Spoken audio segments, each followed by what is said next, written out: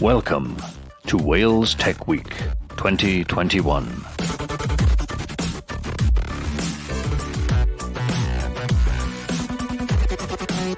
Thank you to our partners. Enjoy the session.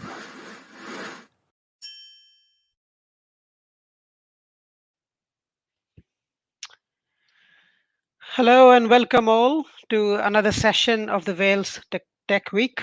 I am Rahman. I'll be chairing a very interesting session today, a session which is quite close to our heart, and we've got a panelist who come from different areas of the business to discuss that. The session is about data, value, and accountability. So we have talked about data being the new oil, but the main question we're asking in this session is what is the value of that oil? If two companies, company A and B, have got the same sort of acumen, but company A has got much better data and analytics capability, and if I'm an investor looking to put money in those companies, will I value company A better than company B because of its enhanced data capabilities? And if I will, then how much extra will I be willing to pay? So I suppose the question is the same which marketers and the brand faced hundreds of years ago. If your brand is important, then how much more value you can pay, and how much more value, how will you value a brand, and how much will you value the data in these times? So we've got a very interesting panel today. The panel is made up of people who come from a background of accountancy, data, and various other background. I'll let the panelists introduce themselves. But just before I pass on to the panelists to introduce themselves, in the panel we've got Michael Newton from PwC, Hoodi, who's part of the group who now owns Go Compare, and Ian and Etoro from Principality Building Society. And I'm Rahman. I currently work as the Director of Data and Insights within the Royal Mint, which is a public sector company. So before I kickstart, let me pass it on to the analysts, to panelists one by one, and I'll let them introduce themselves. So why don't we start with Hoodi, please? Hello, good afternoon, everybody. I'm Hoodi. I am Director of Data Services at Future Savings. Future Savings encompasses the brands of Go Compare, Look After My Bills, and a few others, but those are the sort of consumer-facing ones that you're hopefully familiar with. My background is firmly in the data and analytics space.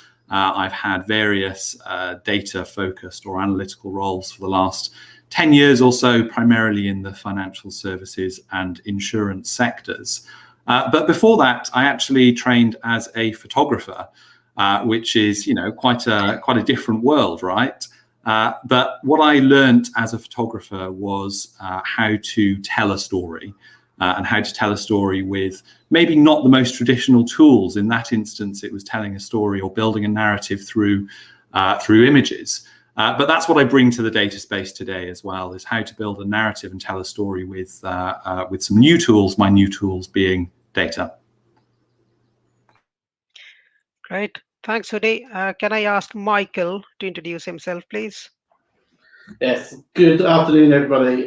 So I'm Mike Newton. I am a director within PwC's data analytics practice.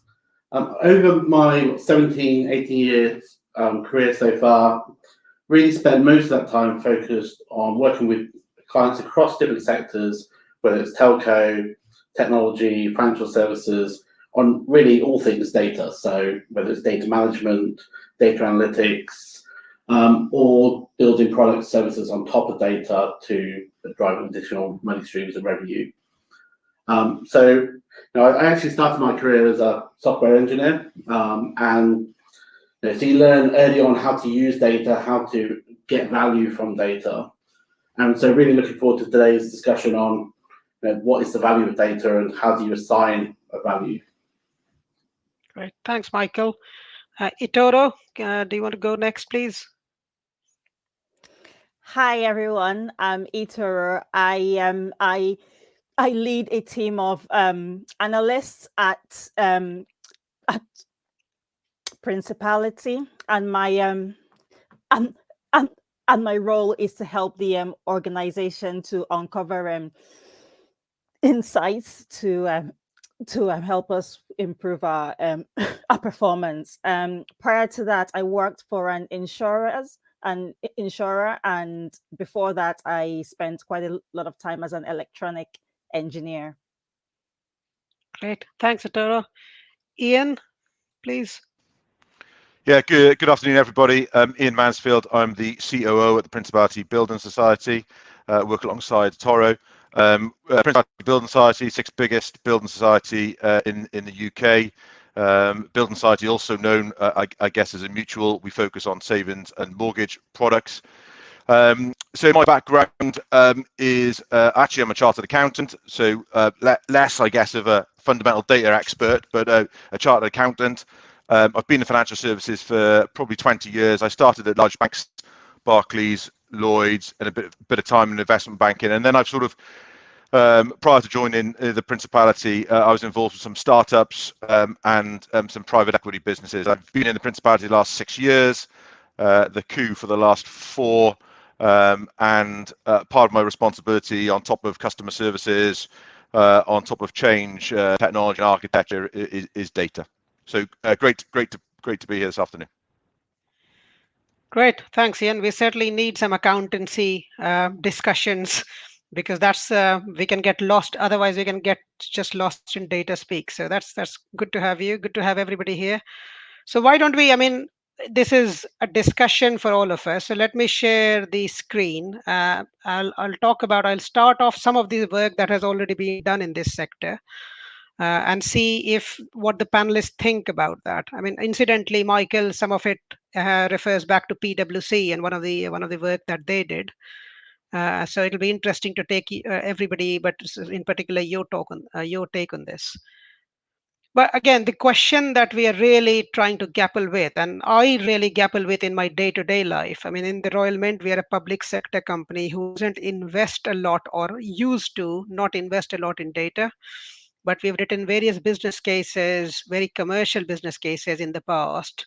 And I've found it really, really difficult to establish that link and saying how much, if a Royal Mint has got a much better data and analytics and data science capabilities, what would be the value of Royal Mint to the Treasury be, and how much of an incremental value data will drive? So those questions are quite difficult sometimes for all of us. I'm sure most of the panelists, when we come to this discussion, have experienced the same questions in a different capacity, in a different context in their organization as well.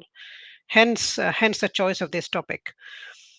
I always say, and my personal view is, as I mentioned initially, that data, if we don't try to grapple with this question and answer this question categorically and have a universal framework to value data, then we will end up where brand is now. Although we have got brand equity is a key part of how we measure the brand. But with the data, we don't have that framework, or there is no standardized framework that sits within the data industry. And I think this is a very key question, considering the amount of data we have and the importance organizations give to data. It's a very important question for us as data professionals to answer and to get views and to set up that framework. So, I mean, why are we discussing this? We all know, I won't talk you through all this, but it's a very important question. As I said, data is talked about as the new oil. It is talked about an asset. But is it, I mean, is it taken into consideration when you are selling a company? I know Ian said in his introduction, he's got a background in valuation of startups and things like that. Do you value startups because they will have significant data capabilities, or their data can be sold off to a third party provider and things like that? And how do you value better data? So it's a growing concern in my own view, which is why I wanted some of the best heads to grapple with this question and give us that direction, which becomes a start of a discussion for the data industry. And again, we've heard about the terms about monetizing data, which can come in various shapes and guises. in terms of you can monetize data through products, through developing new revenue streams, through developing new propositions, or to develop new businesses.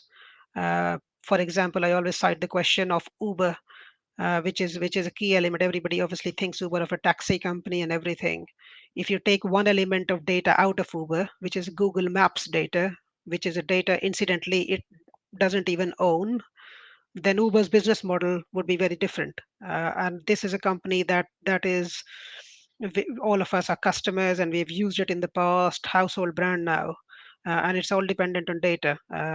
And again, jokingly, Domino's tried to sell their company as a technology and data company. At one instance, it failed, but that is the importance of data, and people are sort of jumping on the bandwagon. The other thing why I wanted to bring this topic to the table is the data has always been seen as a utility within the company, with it's laying the foundation stuff. I guess very much like IT is saying, it lays the foundation of good things that are to come.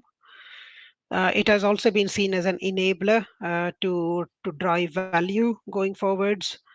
I've seen very little conversations where, even as data leaders, I've seen data being talked about as a commercial driver and as a direct commercial driver, saying, okay, if we invest X in data, we'll get back Y.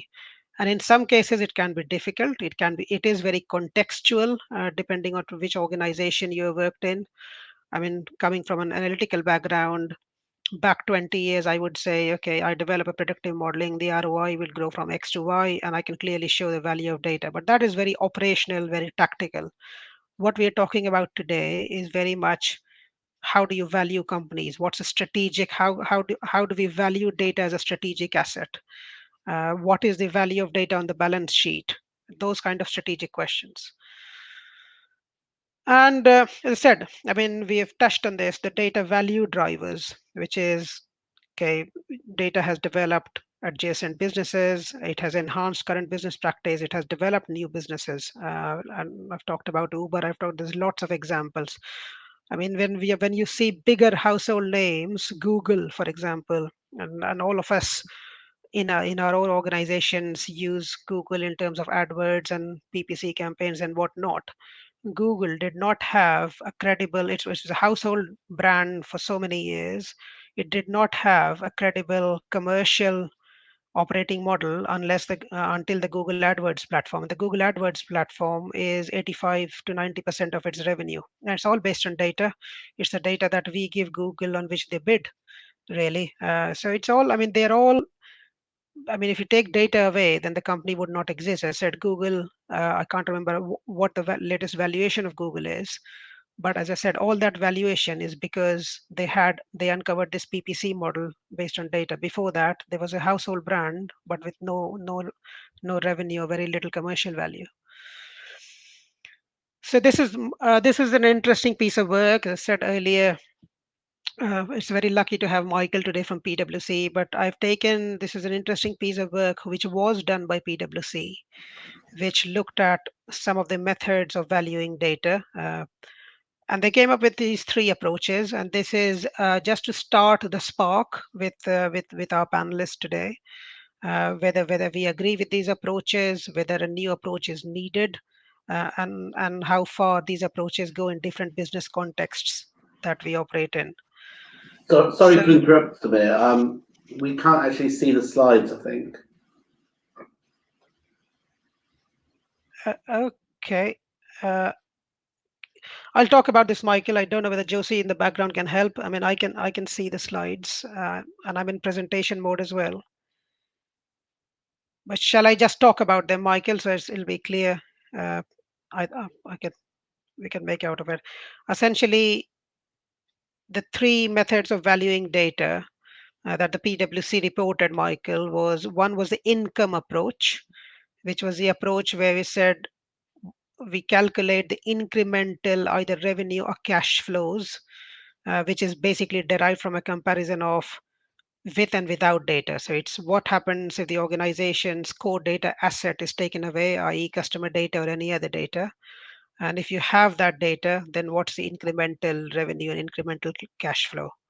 So that That is what PwC termed as income approach.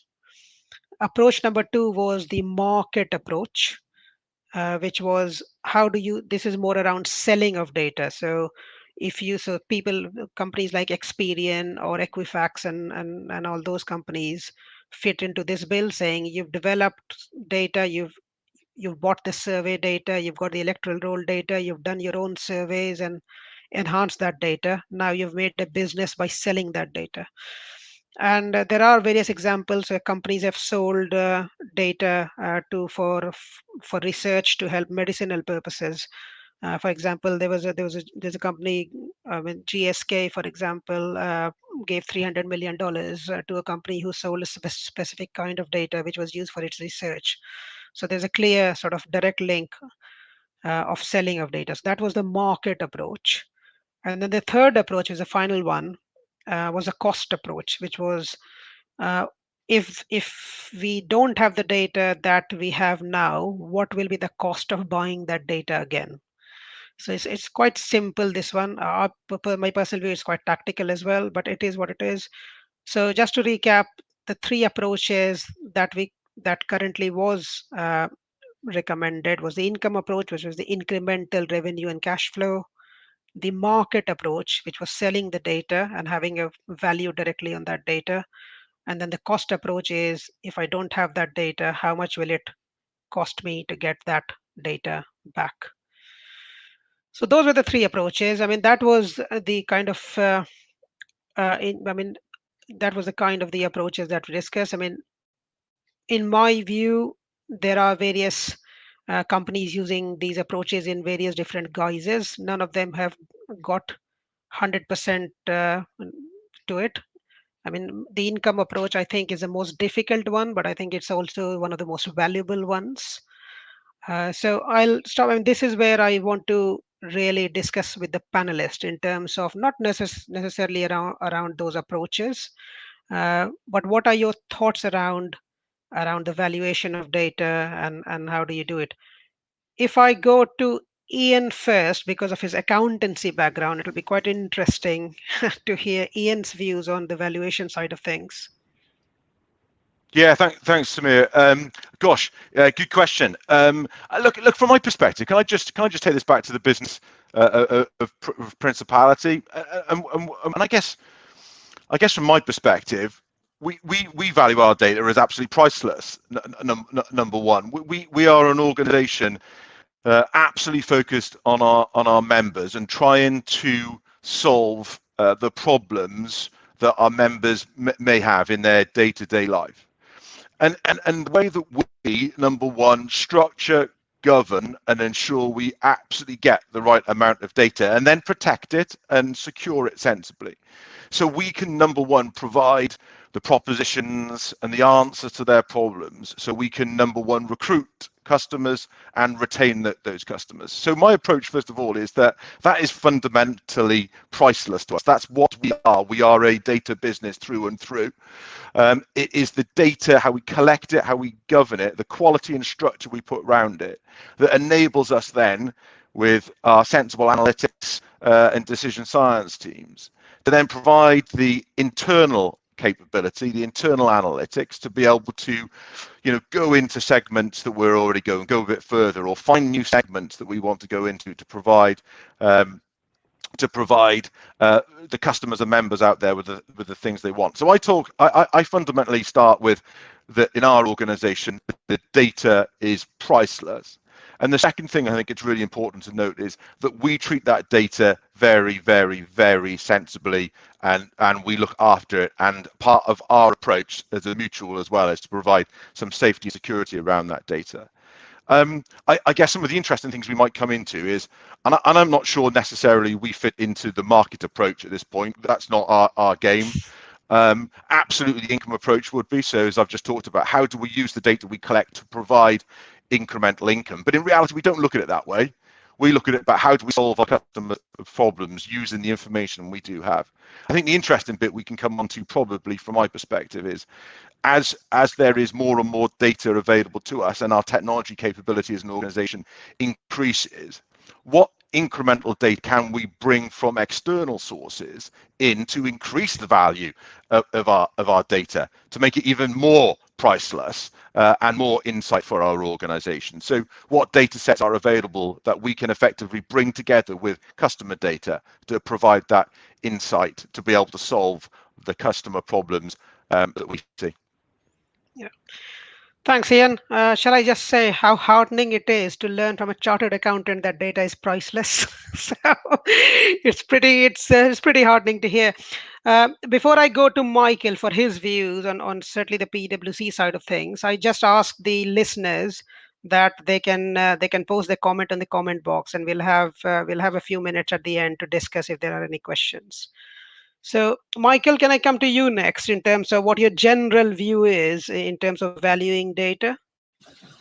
Sure, thank you, Samir. So, now I have to agree with Ian that I think most organisations would say that data is priceless, and to them, it's very hard to run a business these days without data. So, for me, when we look at those three models that you presented, the cost of buying approach kind of invalidates itself, because suddenly you don't want to be in a situation where you have no business if you lose your data, if you need to get it back.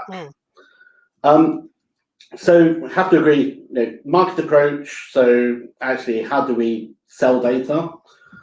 Can be quite low value in the value chain, because all you're doing is taking data sets and making them available to others for a price. And the value then comes and increases as you start to add your own value. So can you aggregate that data? Can you bring different data sets together to add more value in the market? And I think that's a trend that we'll keep seeing, certainly over the next few years, as we see more and more data marketplaces where people are openly selling data, making it available for a market price. And then we'll start to see what is the value of that data on the balance sheet. But agree, when you start to look at the income approach, so the utility that data adds to your business, whether it's new products, services, developing the business further, targeting new sectors, clients, etc. That's really where most are looking to drive value and tangible value from their data. Great. Etoro, did you have your hand up? Sorry. Yeah. Why don't you go next? Yeah. Yeah, that's absolutely great. So I totally agree. Yes, it's an asset. We need to look after it. We need to understand it and all of that. From the income approach side of things, I think one thing we really need to think about is the information that we don't know anything about, and I think this is termed dark information. So it is there, it is accessible, but no one has looked at it. That is where we don't really understand what worth has that. What worth is that? It's not really clear how we could go about and classify it and try to understand it. But also, even if we did, that will change, So what we might think as right now is not important, is not useful, in a week's time, in a month's time, that might be, absolutely critical to us, and that might make it worth more. So there's that kind of understanding there that we need to think about, the things that we haven't analyzed yet, the things that are unknown to us. How do we quantify that? And I think that's one aspect of it. But absolutely right, we can put a number to how we are improving on efficiencies, on operational side of things, and bringing new types of product and services online.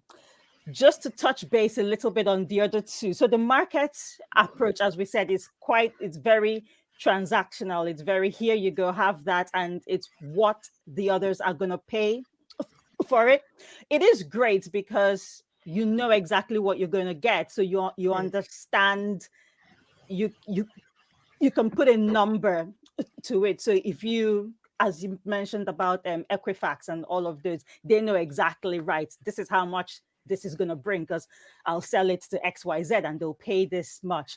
One thing I'd like to bring to that later on is, as more and more organizations start to maybe delve into this approach, maybe we need to think about the ethical side of things. Just because we can, should we?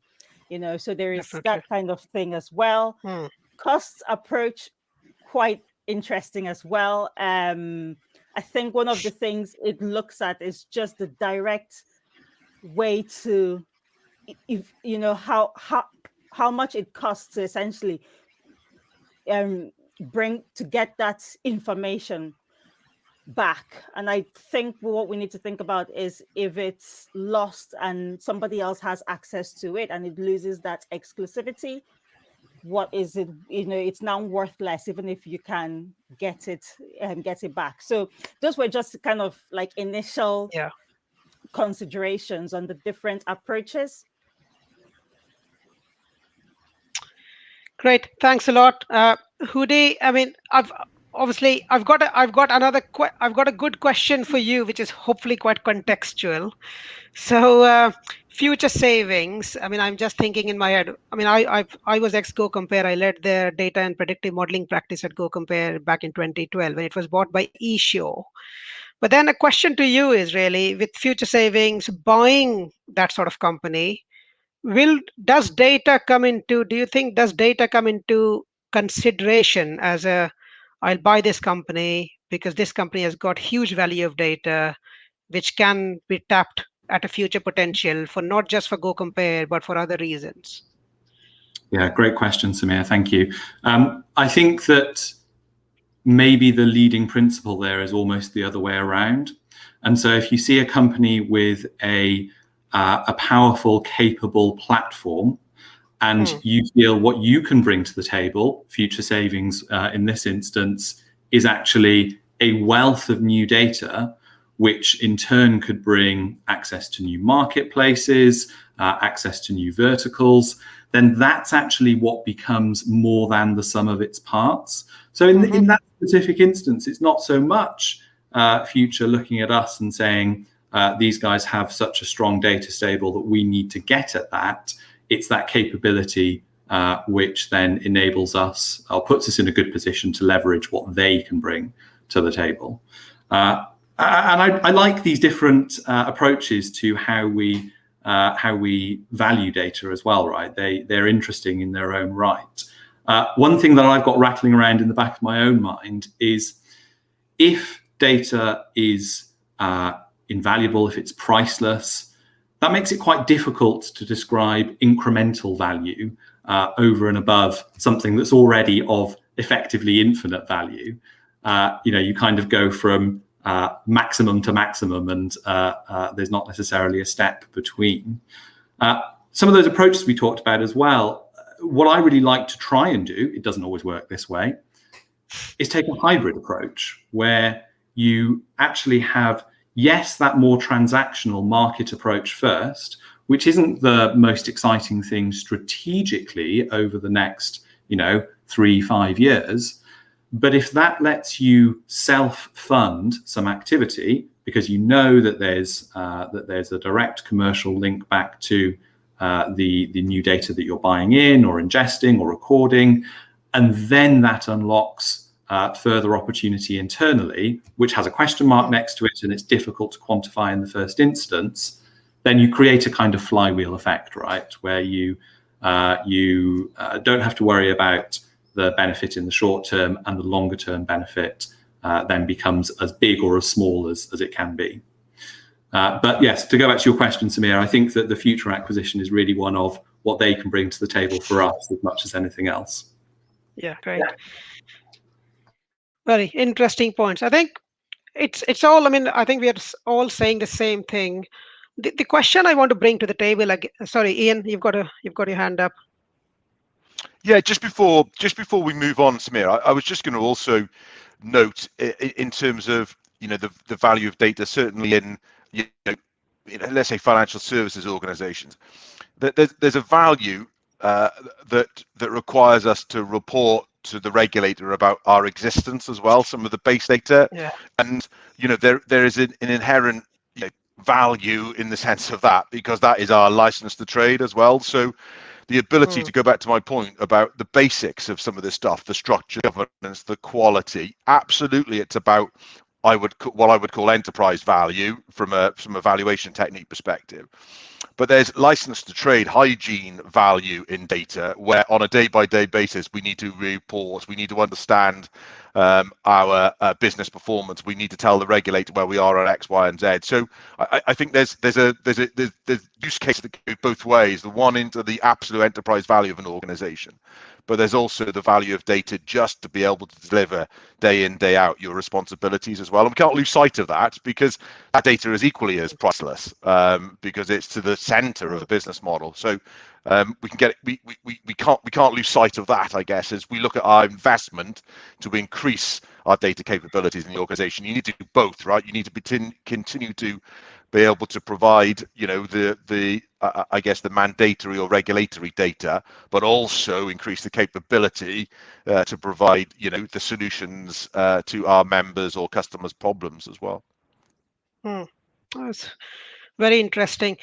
I mean, linked to that point, the second question was really linked to that point, and I'll cover off the stuff that you mentioned, Ian, around the incremental use of data and what third-party data and the value of third-party data. I think what Hoodi said and what you said, I think the question grappling in my head is, consider an organization which is good, which has got all the hygiene factors covered, it has got trusted data, it is now in a position where it wants to go from stage 4 to stage 5, which is a very advanced, let's say, very advanced stage. And it is setting up a business case for that. And to go from stage 4 to stage 5, it requires a lot more third-party data, a lot more analytical skills, a lot of upgradation in technology infrastructure. And of course, it has to convince the board or the executive team of its investment. And that is where I personally have found it very difficult to say, okay, investment in data in X million pounds, or data infrastructure and team X million pounds will give you that. It's not that straight line. But how do we as panelists approach that kind of thing, where we've covered off all the hygiene, we've done the culture, everybody knows that data is priceless, everybody believes in that data, but still they don't know where to stop and how far to go with data? I don't know who wants to go first on this one. Hoodi, have you got a view on this? I'm smiling because I think it's a very difficult question, Samir. It's, I suppose for me, it comes back to what I was talking about earlier, which is this idea of, well, these are the timescales of delivery, or the timescales of deliverables. If you're talking about an incredibly chunky, re-architecture type process that is going to take many months or years even, and cost into the millions, I think the reward has to be commensurate. What are the things that become accessible that just weren't accessible at all before? Be that exploration of new product lines, exploration of new business areas entirely, and how big are the potential prizes in those spaces? If you can't quantify that, I'm not sure you do have a case for that sort of major next phase in expansion, which is an interesting point to reach. Right, there is a cap, a natural ceiling at which it doesn't make sense for an organization to invest further in data. Good. Etoro, yeah, Michael and Etoro both have got their hands up. I'll go with ladies first. Okay, thank you. So I just wanted to expand on that, really. And yes, to understand, at what point do we invest more and we don't get that ROI back, I think is to go back to look at the things that are drivers of a value, and where are you as an organization against all of those. So in terms of accuracy, you know, how accurate is the information that you hold? How much of like a completeness do you have, and things like access and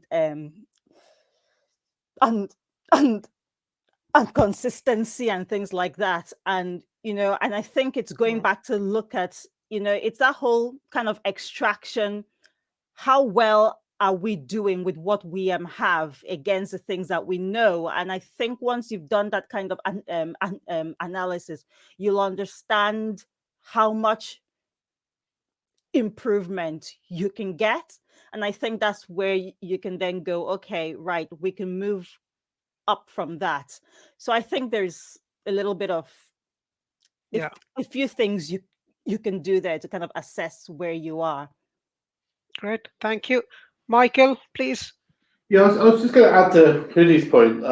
You know, I think obviously the incremental value side of building a business case for investment in data, you know, is obviously the standout where you're trying to get to. What additional utility are we going to provide, which drives revenue, growth, etc.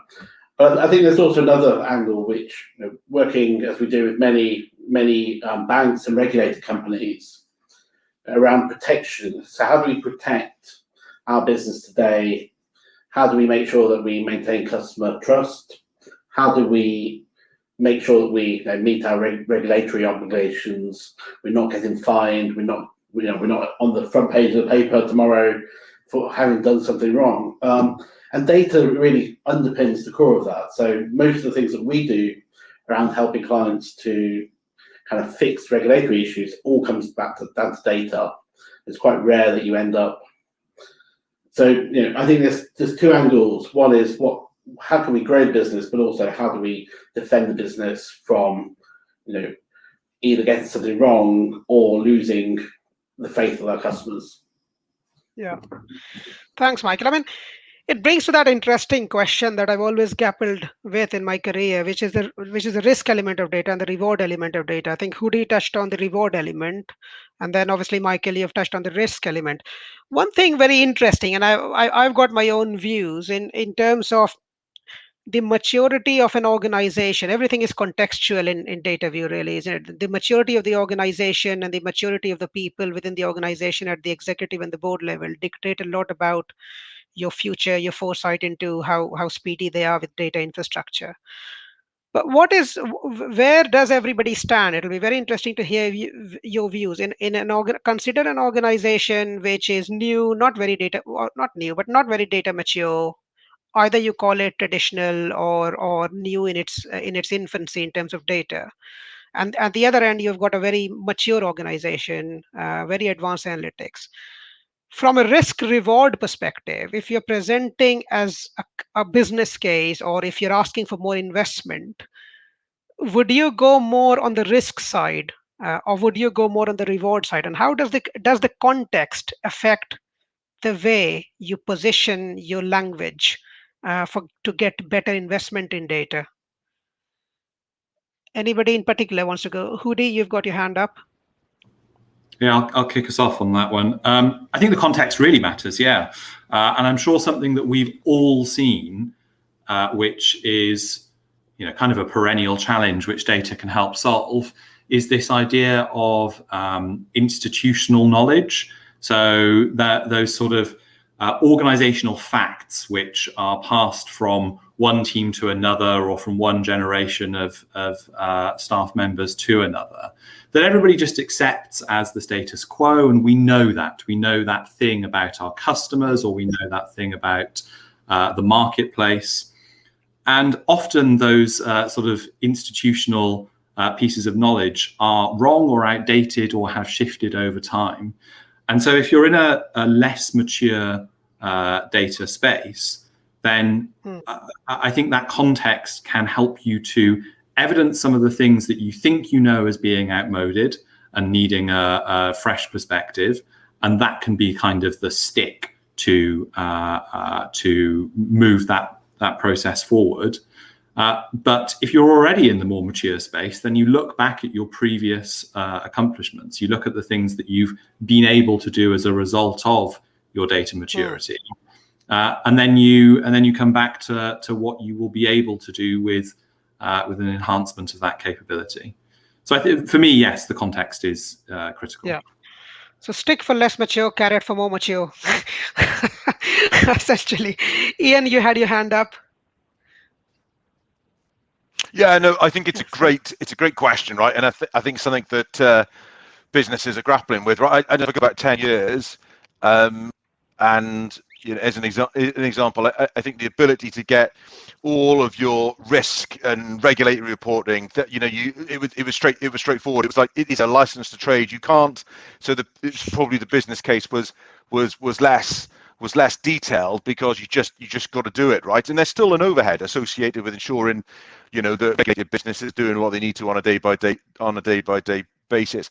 I think there's been a bit of a shift though in the last, let's call it 5 years, where absolutely now that is taken as absolutely we have to be there. But I think there's more conversations going on in more organizations about insight, the analytics, the real value to drive the business forward, not just the risk agenda. Equally important, our organization, I think, as Michael mentioned, safety and security of that data, how we protect our customers, GDPR. But we're probably coming out of that, and also now saying, how do we structure data? What platform do we need to be able to make it more accessible for the organization to do the analytics and to do the add value?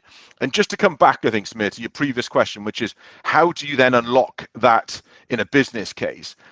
I do think there are, as much as it's difficult, right? I'm not suggesting this is easy, but then I think there are certain things you can go along to your exec board in terms of a series of measures, maybe, that you can say that you could improve. Total cost of ownership being one, trust and confidence in the data, and therefore greater usability.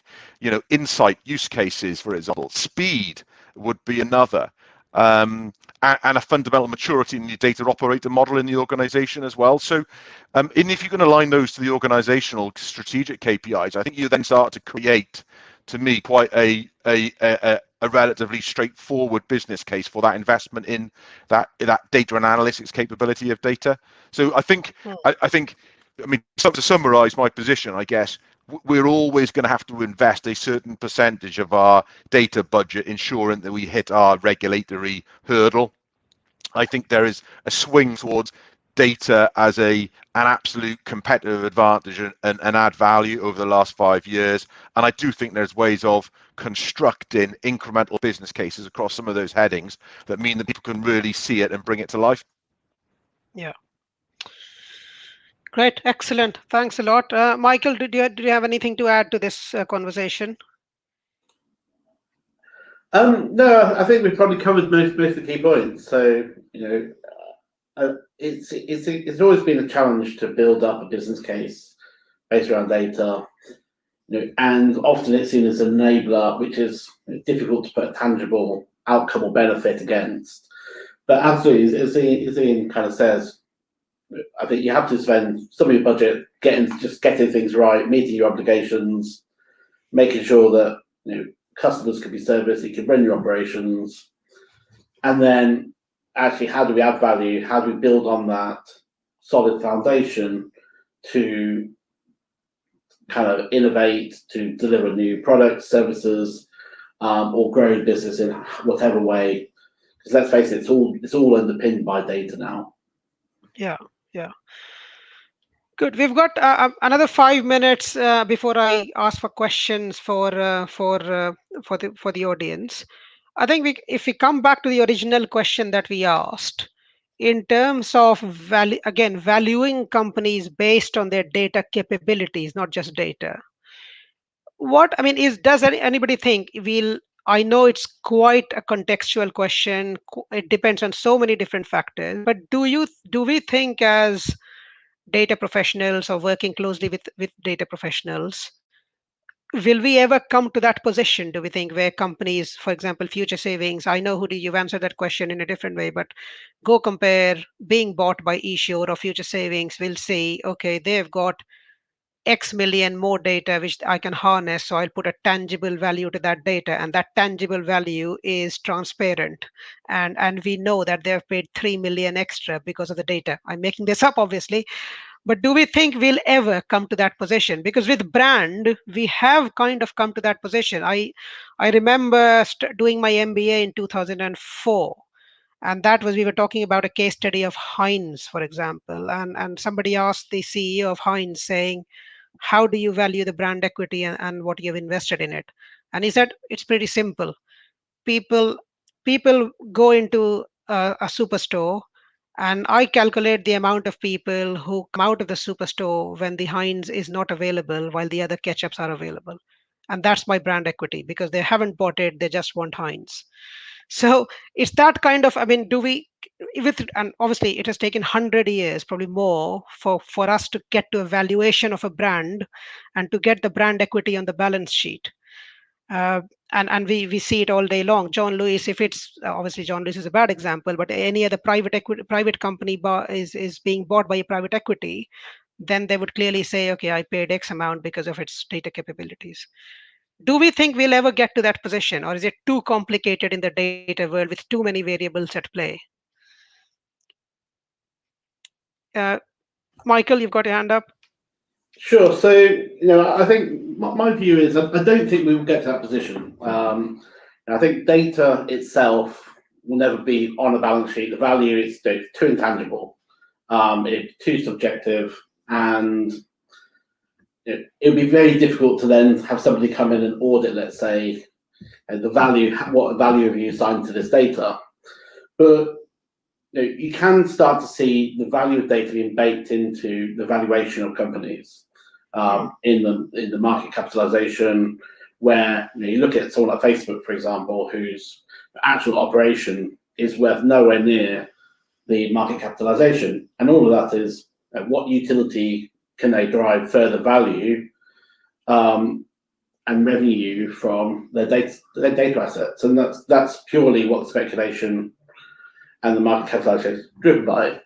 But I do see a world where increasingly we're looking at what utility can we drive from the data, and therefore what revenue can we drive from that utility, and start to debate that revenue in as it happens, whether that's selling your data through the market approach or the news products, services, businesses, etc., that you're building into your business and driving revenue from. Absolutely will end up on your balance sheet, right? Yeah. So it's the diagram which was part of that utility enabler commercial value, essentially, and that's what Michael, you're talking about. Etoro, you've had your hand up. Yeah, absolutely. I think I was going to echo that as well.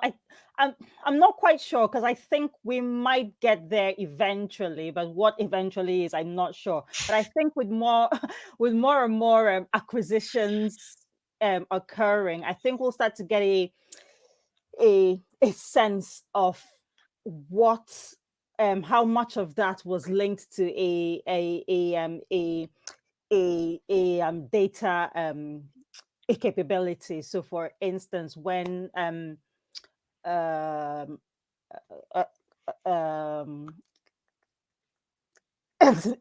can't remember now, LinkedIn was acquired, you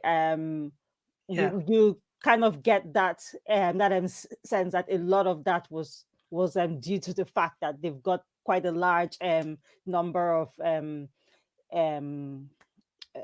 customers, etc. Yeah.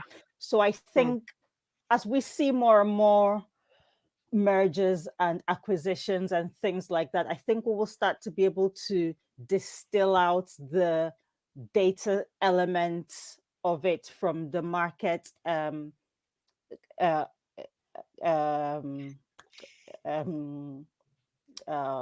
capitalization.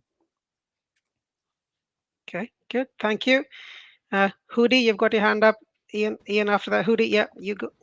I agree completely with what Etoro just said. I was thinking much the same thing.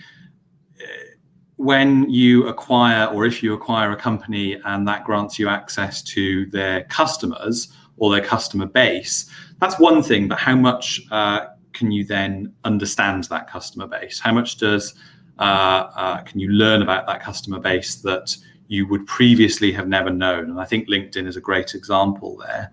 And so for me, what that distills down to is not a question of breadth of data or even depth of data adding to the balance sheet, but uniqueness.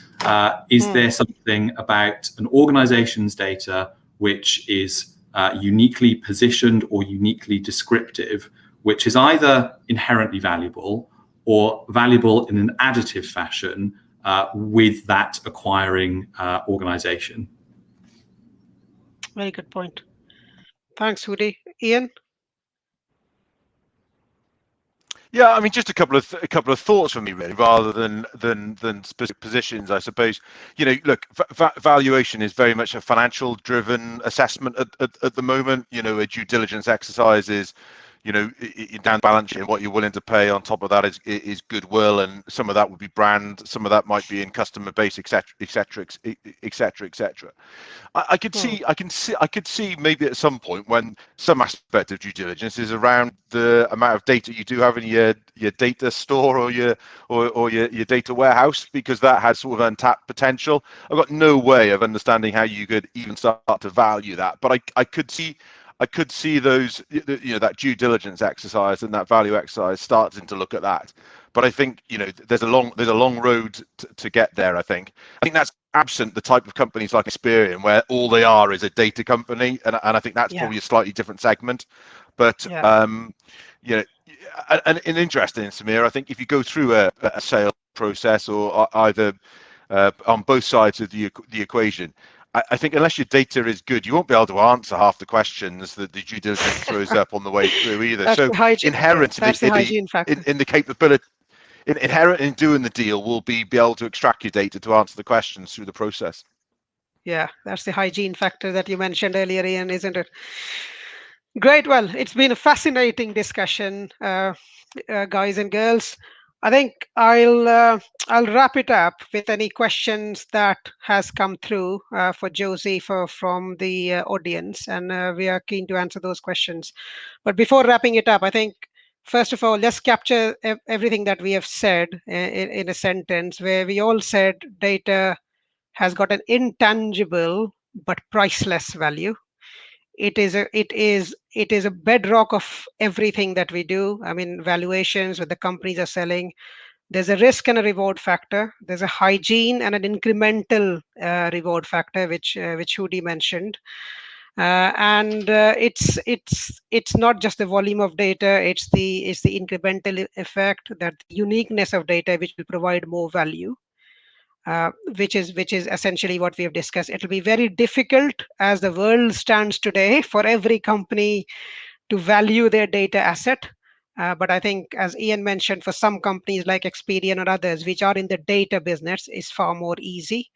But we are all agreeing that even in valuations at a very strategic level, companies buy other companies because they get attracted towards their data and what they can do with their data and what additional competencies and competitive edge data can give them.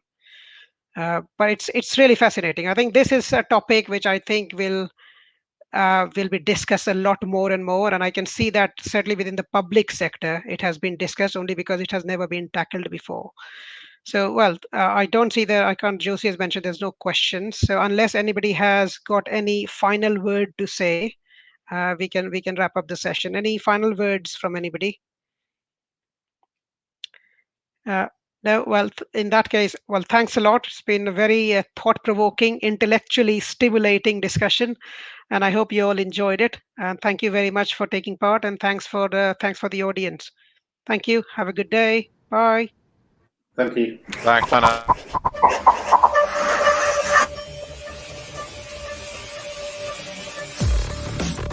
Thank you for watching. Rewatch all of our sessions online. Thank you to our partners.